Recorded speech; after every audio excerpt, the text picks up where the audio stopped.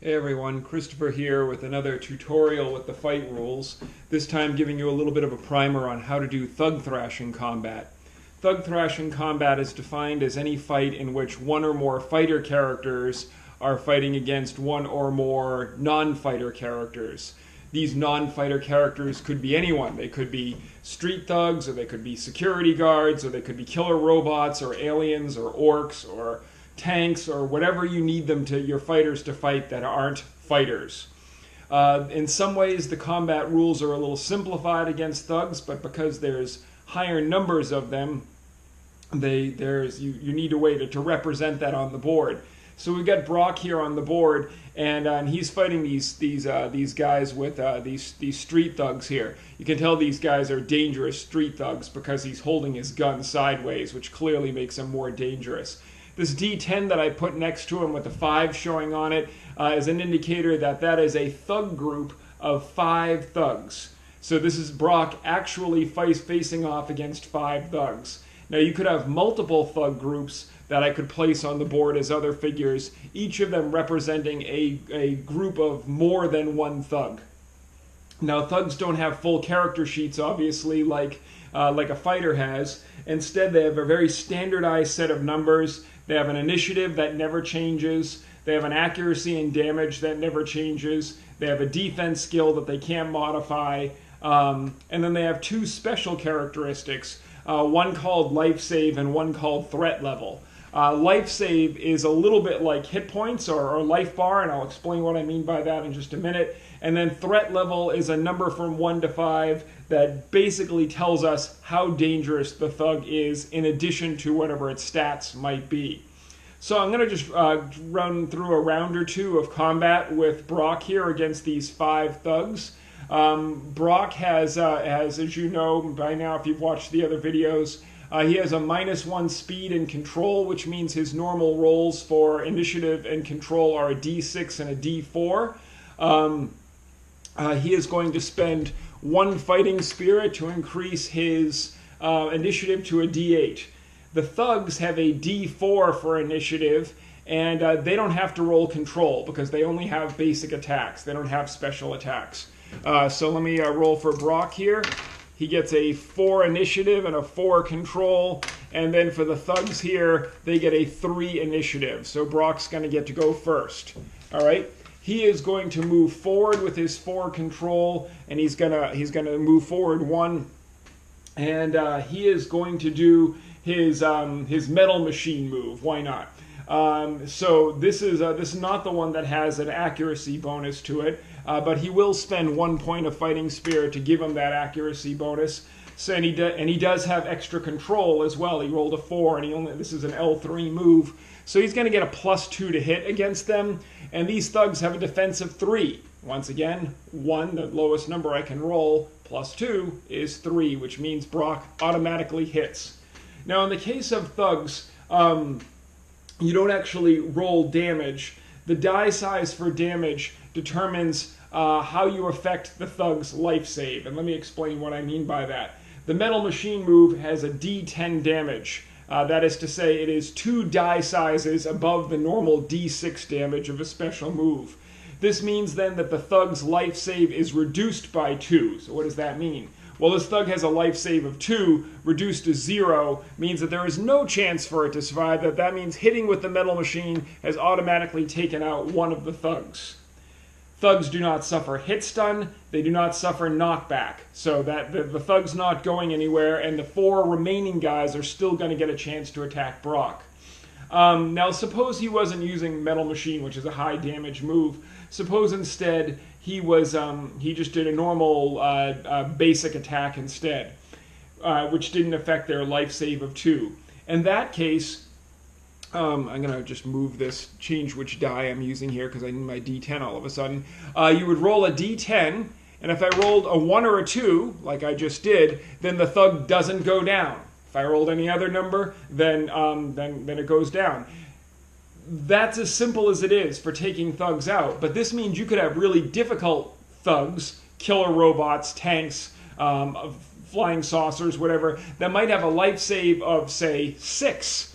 which means 60% of the time they're going to absorb whatever attack you use against them. So that's a pretty big deal if you want to make really, really tough thugs that can actually take on a party of experienced fighters. These guys, not so much. All right, so now it's their turn to attack back. Remember, they don't suffer knockback or hit stun, so they are in range. If they weren't in range, they could move into range with Brock.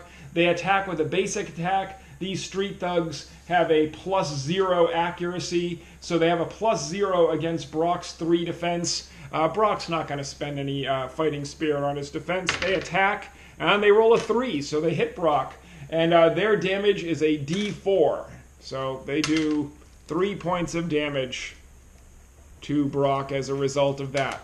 Attacks from the thugs also do not do hit stun, do not do knockback. So that's it. In other words, fights against thugs tend to stay a lot closer together than other fights do against fighters against fighters. Now you would say that that's it. That's the end of the turn, and it would be. But there's a couple of modifiers here. First thing, the time roll. I'm going to switch dice again here. Let's use this D12. I ain't using that for anything. Where's my 4? All right. So for one thing, the time roll for thug thrashing is a D8 rather than a D6. With all that moving around with all these different thugs, it's presumed that time passes a little bit faster. Not really important for this demonstration, but there's a 4. The other thing that happens at the end of each turn of thug thrashing combat is you have to roll for the possibility of thug events. And this is what makes thugs potentially more dangerous than their numbers might suggest. At the end of the turn, you roll a D4 for each thug group. And what you're going to add to that is the number of thugs left in that group, in this case 4, and plus their threat level, which in this case is 1. So let's take a roll of that. I rolled a 4. 4 plus 4 thugs remaining is an 8, plus 1 for their threat level is a 9. If you should roll an even number, which I did not, but if you were to roll an even number, nothing happens. You just move on to the next turn. But if you roll an odd number, you need to consult the thug event chart. And in the case of this, I rolled a 9, which it says here on the chart, lucky strike. And it says because of luck, skill, or dirty fighting, this thug group receives +2 accuracy on all attacks on the following turn. So in this next turn that we're about to do, these thugs are going to get a +2 accuracy against Brock. So let's just do that turn out. Brock won't actually spend anything this time. Let's see what he gets here. He gets only a 2 for initiative and 2 for control. That's not that great. And the thug group gets a 3 for initiative this time, so the thug group gets to go first.